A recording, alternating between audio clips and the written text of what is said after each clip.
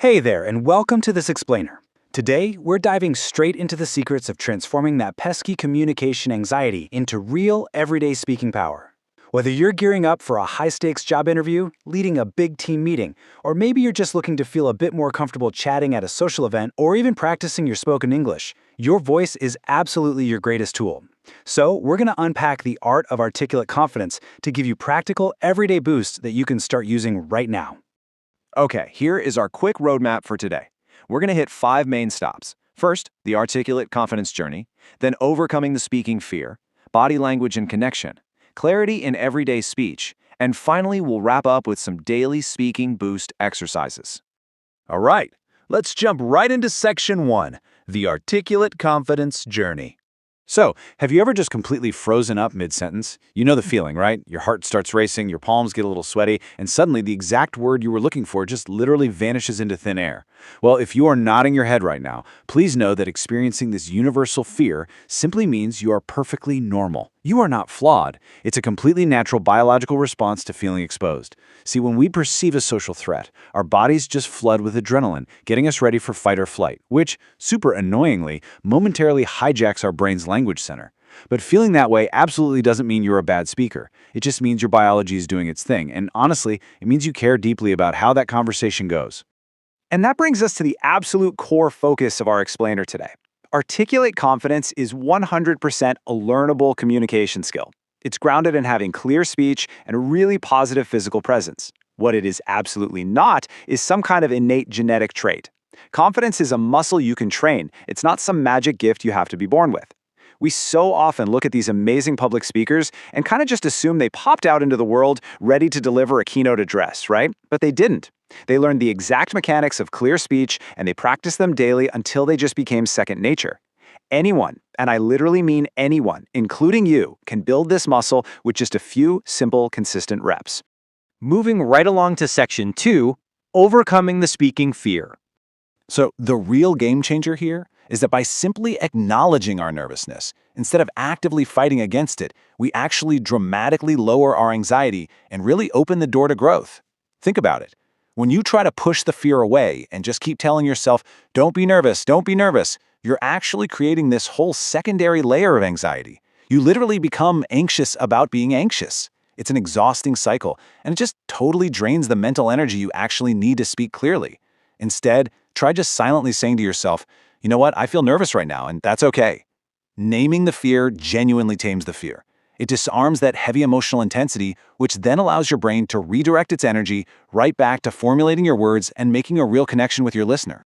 Next up, section 3, body language and connection.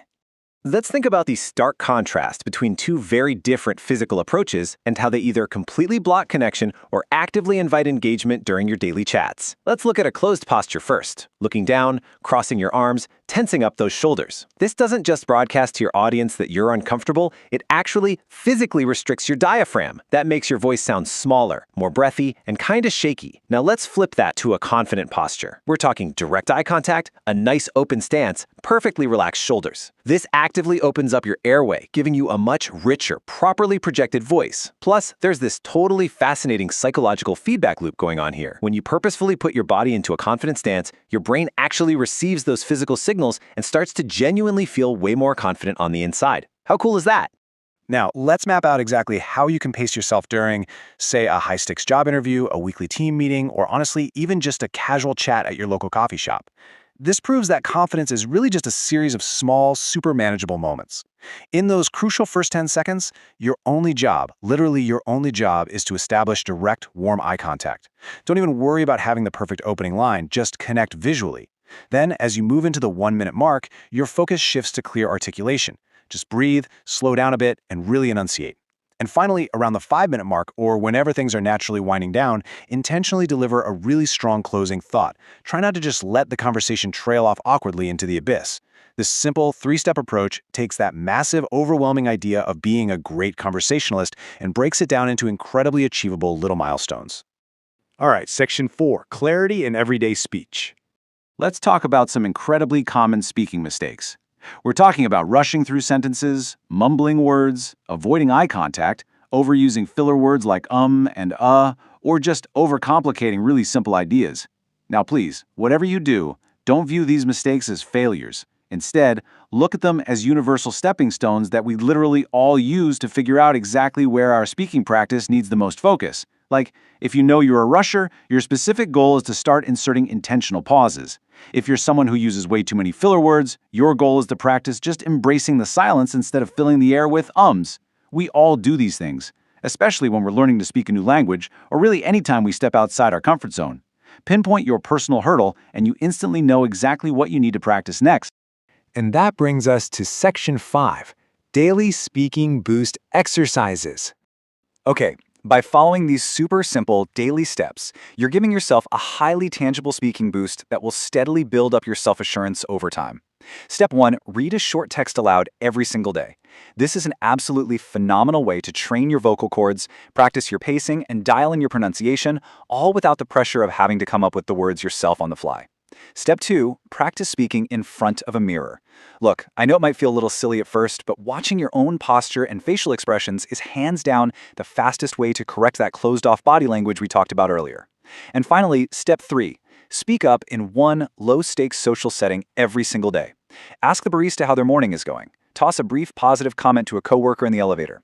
These tiny, low-pressure interactions build your reps up and prove to your brain that speaking up is not only safe, but it's actually really rewarding.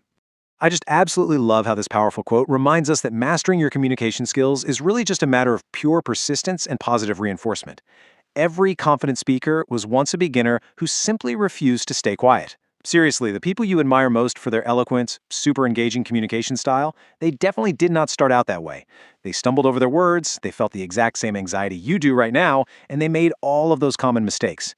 The only difference is that they kept practicing. They just flat out refused to let the fear keep them quiet. So, as we wrap up today's explainer, I really want to leave you with a challenge. What is one conversation you will confidently step into today? Take the theory we've just talked about, the open body language, the deliberate pacing, that crucial mindset shift, and actively apply it to just one real-world interaction before your head hits the pillow tonight. Make that eye contact, speak clearly, claim your space in the room. You've got the tools now, so it's time to get out there and use them. Thanks so much for joining me, and keep practicing that articulate confidence.